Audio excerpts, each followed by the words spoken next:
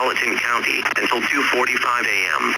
At 1:45 a.m., National Weather Service meteorologists and storm spotters were tracking a large and extremely dangerous tornado near Williamstown.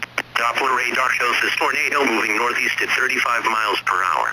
Tornado emergency for Florence and Coverton. Take cover now. This is a particularly dangerous situation. Hazard, deadly tornado. Source, radar confirmed tornado. Impact, you are in a life-threatening situation. Flying debris may be deadly to those caught without shelter. Mobile homes will be destroyed. Considerable damage to homes, businesses, and vehicles is likely, and complete destruction is possible. Locations impacted include Florence, Covington, Newport, Independence, Erlanger, Alexandria, and Crittenden.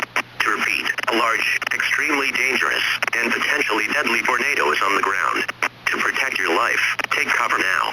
Move to an interior room on the lowest floor of a sturdy building. Avoid windows. If in a mobile home, a vehicle, or outdoors, move to the closest substantial shelter and protect yourself from flying debris. Tornadoes are extremely difficult to see and confirm at night.